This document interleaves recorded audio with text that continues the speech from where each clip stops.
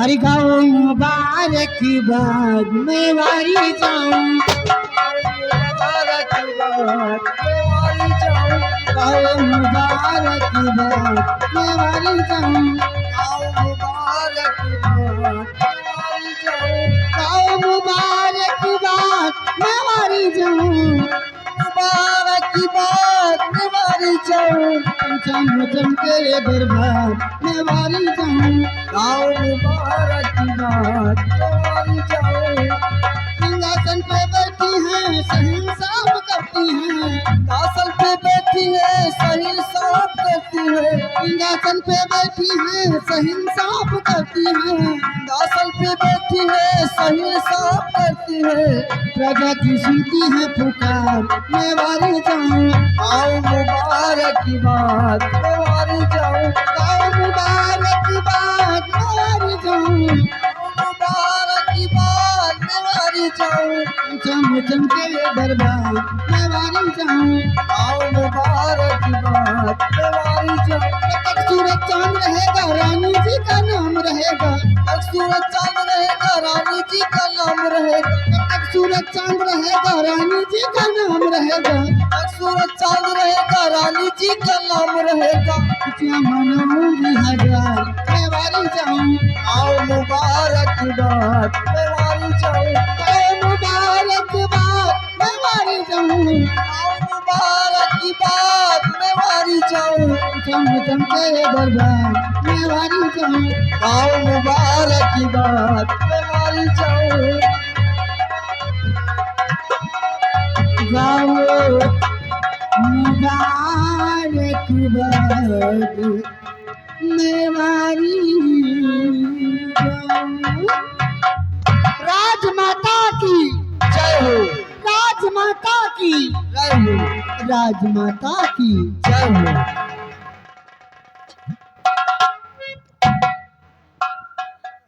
सिपाही इन कंचनियों को 5-5 रुपया और एक साड़ियां देकर इन्हें रुखसत कर।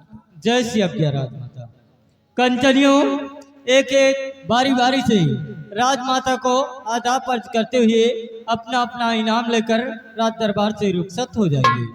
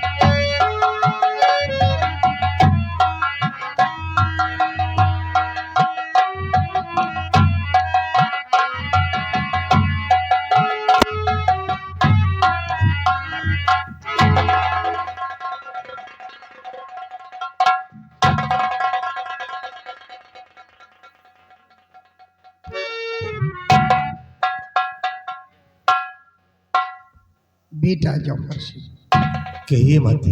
ये बताइए हमारी प्रजा का माँ आपके शासनकाल से आपके शहीरागढ़ की प्रजा अति खुश रही, किसी प्रजा को कोई दुख और तकलीफ नहीं है माते। बेटा ऐसा ही होना चाहिए, हमारी प्रजा को किसी प्रकार की तकलीफ नहीं होनी चाहिए। अगर हमारी प्रजा को किसी प्रकार की तकलीफ हुई तो समझ लो मुझे तकलीफ नहीं माते। प्रजा की हर परेशानी को दूर करना ये हम लोगों का कर्तव्य है। आप इसके लिए बेफिक्र रहिए माते। बहुत अच्छा। लेकिन बेटा आज काफी दिन हो चुके हैं, लेकिन सीमा सरहद का कोई समाचार नहीं मिला। इसलिए तुम सेनापति अमर सिंह को तत्काल राजमहल में बुलाया जाए। सिपाही आओ सिपाही। सिपाही सेनापति अमर सिंह को फोन करिए और बोले कि राजमाता राज दरबार में तुम्हारा बेसब्री से इंतजार कर रही है, शीघ्र राज दरबार आकर हाजिर हो।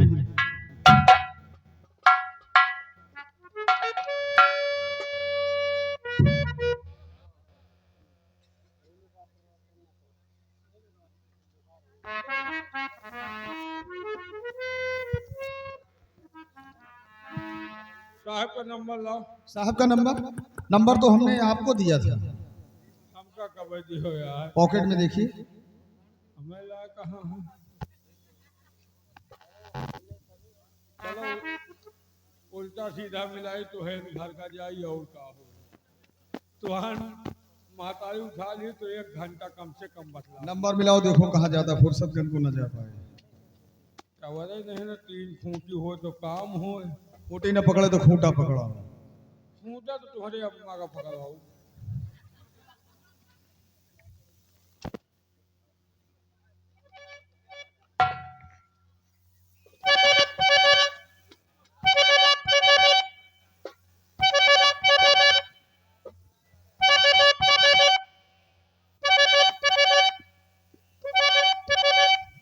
तुम्हारे घर का जाए रहा का है? यात्री कृपया ध्यान दें, गाड़ी संख्या 05311 वाराणसी से चलकर रायबरेली के रास्ते दिल्ली की जाने वाली पद्मा एक्सप्रेस अपने निर्धारित समय 7:25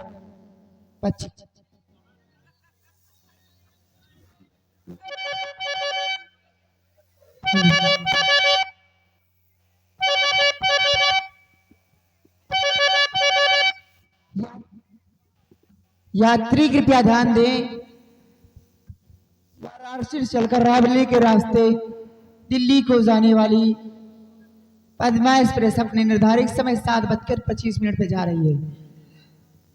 यात्री से अनुरोध है, सभी लोग अपना अपना सामान पकड़ कर बैठे। साला रेलवे स्टेशन निकल गया। बोल रहा यात्रीगण से अनुरोध है अपना अपना सामान पकड़ के बैठे हैं। साला चोर बहुत लाग रहे हैं ना, सावधान कर रही लड़की। नंबर 29 नंबर मिला जावा यार, नहीं तो स्टेशन निकल गया।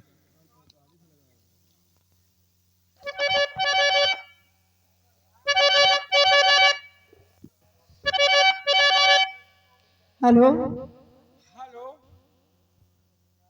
कितने लोग हो? तुम्हारा माइक आउट है। हेलो, अरे हैं 7-8 जने हैं। 7-8 लोग हो? हाँ, हिम्मत बांधो। देखो ऐसा करो, हाँ? 7-8 लोग का बेड नहीं खाली। अबे रंडी खाना पहुंच गया का? खाना को लगा दो।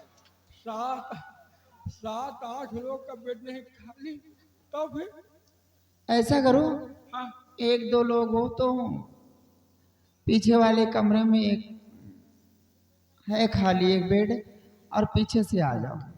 पीछे वाला कमरा हमें समझ के बाहर वो साला गंधा है। पीछे वाले में ना, आगे वाले में बताओ। नहीं तो पीछे वाले कमरे में आओ तभी तो। नहीं ओ माना तुम साले कुत्ते हराम खोर, क्या बोल बता? फोन लगावा साहेब पर निकल कर सलीम का माल। 1 घंटा काल पे रसीद कर दूंगा तो पति सीट कर बाहर आ जाएगी। सेनापति अमर सिंह को फोन कर। एक ही नंबर में तो गड़बड़ा जाए का अमर सिंह के ला साला रंडी कोठा पहुंच गया। बोल फिर से लगाएगा वही के लाए तो मैं लाए।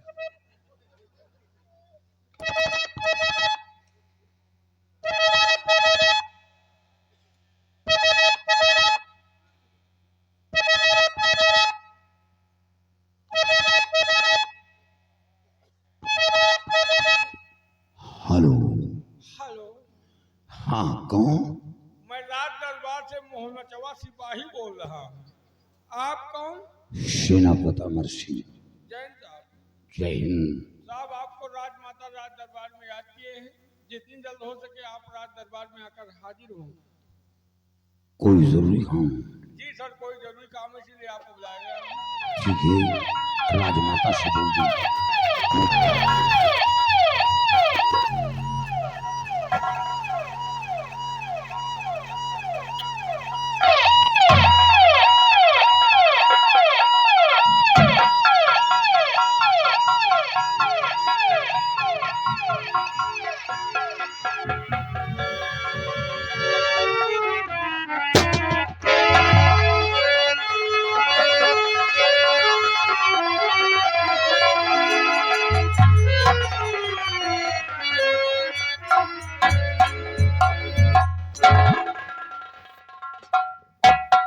फरमाइए राजमाता, किसने याद किया गया?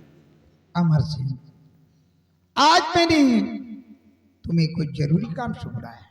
क्या जरूरी काम है?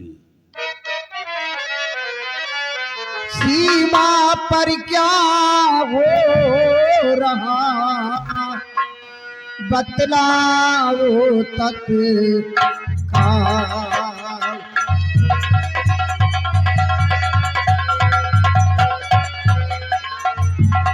सीमा पर क्या हो रहा बतलाओ तत्काल। सेना की कहिए खबर क्या है इस दम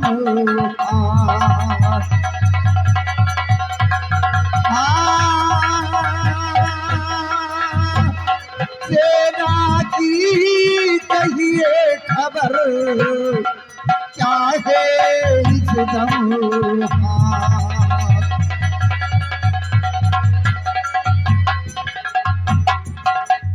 सेनापति अमर सिंह, हमारे सीमा सरहद का क्या समाचार है ये मैं जानना चाहती हूँ। राजमाता, सीमा सुरक्षित है, दुश्मनों से कोई खतरा नहीं। और सीमा पर है आपकी फौज खड़ी तैनात।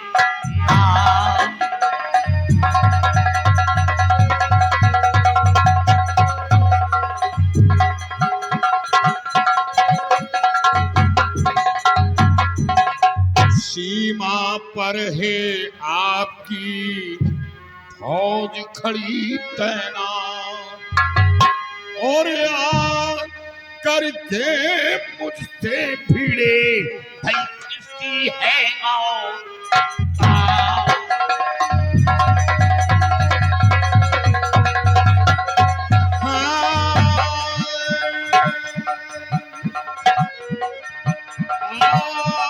करके मुझसे भिड़े किसकी है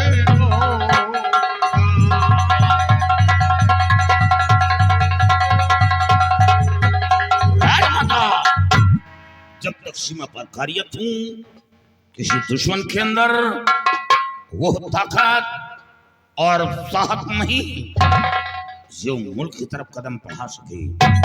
कदम बढ़ाने की हिम्मत की तो उसके कदम को काट कर फेंक दूंगा। अमर सिंह, आज तक इस हीरागढ़ की रियासत पे तुम्हारी बाजुओं की ताकत की वजह से ने अपना राज चलाती चली आई, लेकिन आज मैंने तुम्हें किस लिए बुलाया है? आज मैं तुमसे कुछ सलाह लेने के लिए बुलाया है। तीसरापन मेरा बीतने वाला है।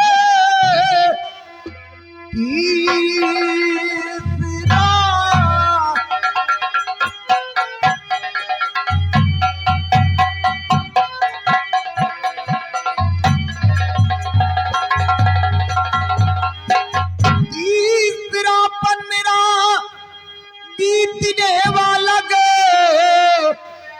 जिंदगी का गे कोई भरोसा नहीं, रात दिन मुझको चिंता रहती हैगी, कुछ समझ में हमारे आती नहीं।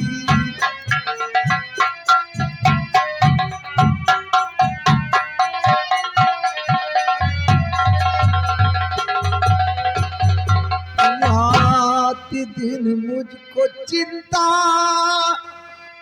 रहती हैगी, कुछ समझ में हमारे आती नहीं।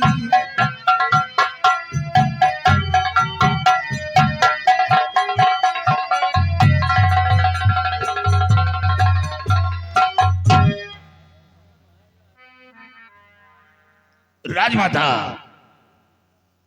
चिंता किस बात की? ईश्वर ने आपको एक बेटा नहीं बल्कि 2 बेटे दिए हैं, तो फिर चिंता करने की जरूरत क्या है? अमर सिंह, तुम ठीक कहते हो, लेकिन तुम्हें अच्छी तरह मालूम है कि तीसरापन मेरा बीतने वाला है। मेरी जिंदगी का कोई भरोसा नहीं कि कब ऊपर वाले के यहां से बुलावा आ जाए, इसलिए इसी चिंता में मैं पड़ी रहती हूं। गौर से सुनिए। अमर सिंह करिए जरा विचार, अमर सिंह करिए जरा विचार, ताज पर किसका हो अधिकार।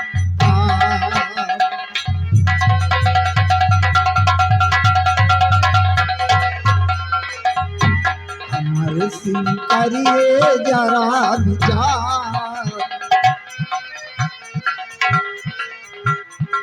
अमर सिंह करिए जरा विचार, ताज पर किसका हो अधिकार।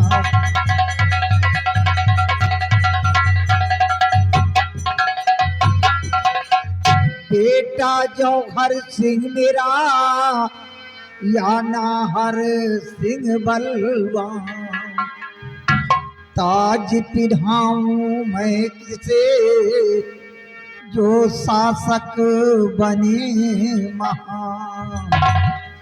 उपस्थित दोनों राजकुमार, उपस्थित दोनों राजकुमार, ताज पर किसका हो अधिकार।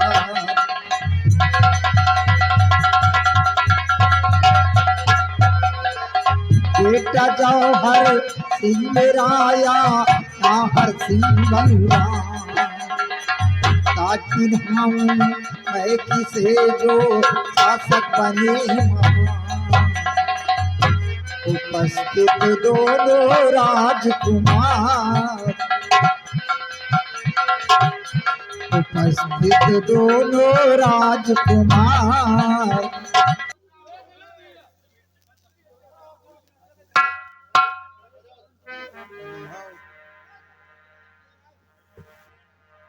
राजमाता, आप किसे यहाँ का शहंशाह बनाना चाहती हैं और किसे महामंत्री। हाँ अमर सिंह, लेकिन ये फैसला तो आप स्वयं कर सकती हैं, इसमें मेरी क्या आवश्यकता है? अमर सिंह तुम ठीक कहते हो, लेकिन तुम्हें अच्छी तरह मालूम है कि तुम आज के नहीं मेरे स्वामी जी के जमाने के सेनापति। मेरे स्वामी जी जो भी कार्य करते थे बगैर तुम्हारे सलाह के एक भी काम नहीं करते थे, इसलिए मेरा हुक्म है जैसा तुम सलाह दोगे तुम्हारे सलाह के मुताबिक वैसा मैं भी करूंगी। राजमाता, कहीं मैं अपना फैसला सुनाऊं और आपके बच्चों के अंदर कोई ठेस पहुंचे? अमर सिंह, तुम बेनिडर होकर, बेखौफ होकर फैसला कीजिए। मेरे दोनों बच्चे पढ़े लिखे समझदार हैं। जैसा तुम फैसला करोगे तुम्हारे हुक्म का पालन होगा। सेनापति जी, आप तो अच्छी तरह जानते हैं कि आप आज के जमाने के सेनापति नहीं, आप मेरे पिताजी के जमाने के सेनापति हैं। और जो भी फैसला आप करते हैं बहुत सोच समझ कर करते हैं, और आज वही फैसला करेंगे जो मेरे हक में होना चाहिए, क्योंकि मां ने अपना फैसला सुना दिया है। अब आप अपना फैसला सुनाएं, आप वही फैसला करेंगे जो मेरे हक में होगा।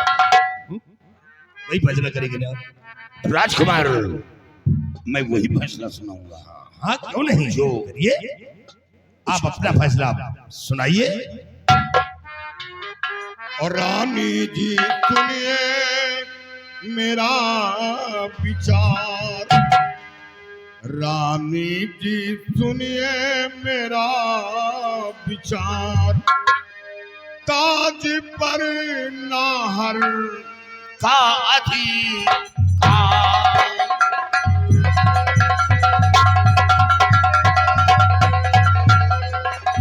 रानी जी सुनिए मेरा विचार, ताज पर नाहर का अधिकार।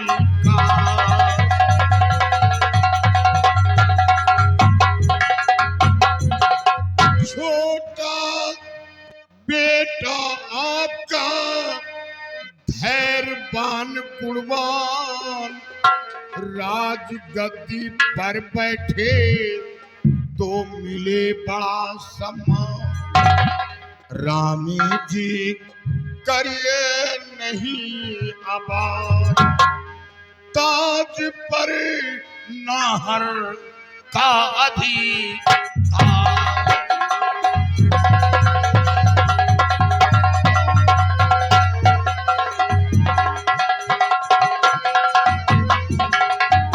राजमाता, आप अपने छोटे बेटे को यहाँ का शहंशाह बनाए। रही बात मंत्री का पद, तो आप अपने बड़े बेटे को यहाँ का महामंत्री बनाए।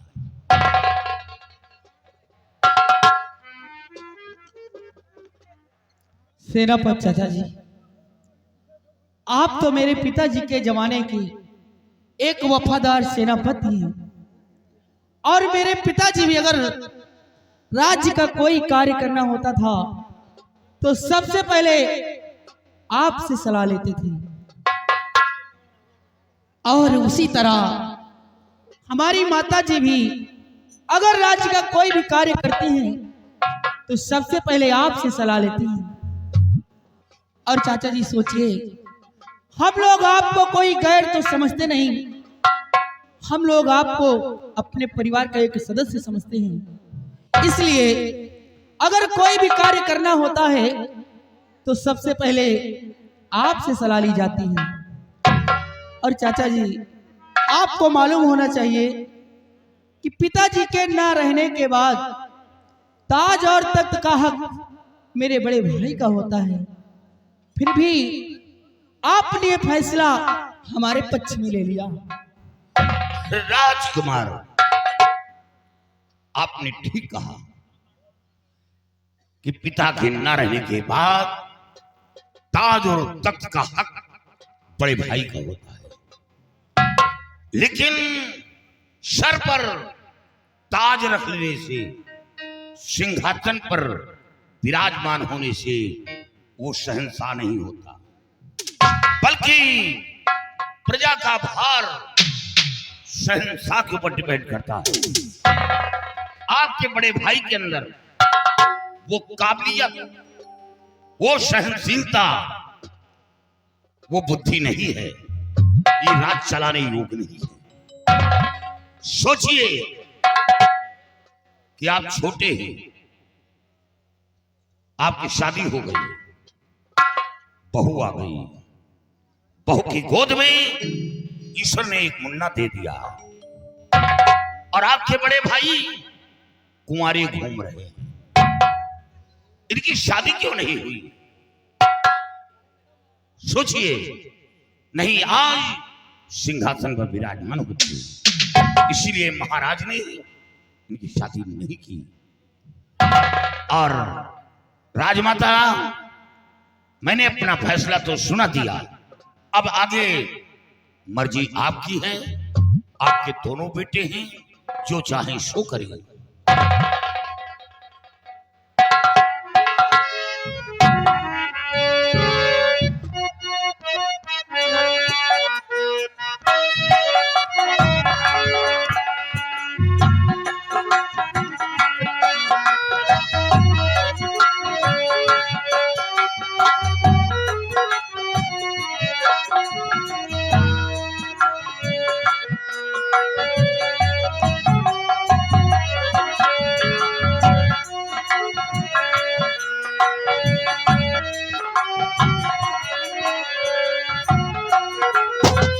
महाराज नाहर सिंह की जय हो, महाराज नाहर सिंह की जय हो, महाराज नाहर सिंह की जय हो, महामंत्री जौहर सिंह की।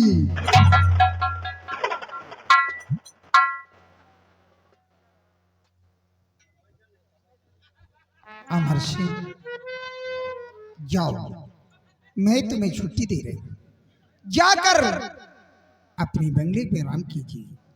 जब भी मुझे जरूरत पड़ेगा फिर तुम्हें बुलाऊंगा। आपका हुक्म शरा हो।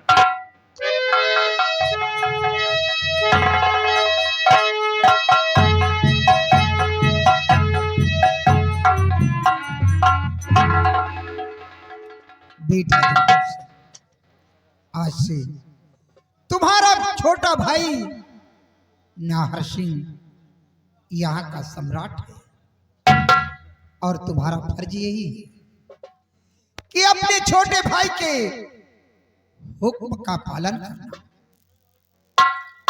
क्योंकि आज से तुम यहाँ के महामंत्री हो। बेटा, रियासत की देखभाल करना ये तुम्हारी जिम्मेदारी है। हमारी प्रजा को किसी प्रकार की तकलीफ नहीं होनी चाहिए, ये जिम्मेदारी तुम्हारी होगी। और सिपाही जी, राजमाता, मेरे बड़े बेटे जौहर सिंह के साथ ड्यूटी पे तुम भी तैनात रहना। बहुत अच्छा। हमारी प्रजा की देखभाल अच्छी तरीके से करना। और इसी जगह राज दरबार का मेन गेट बंद कर दो। जय श्री राम।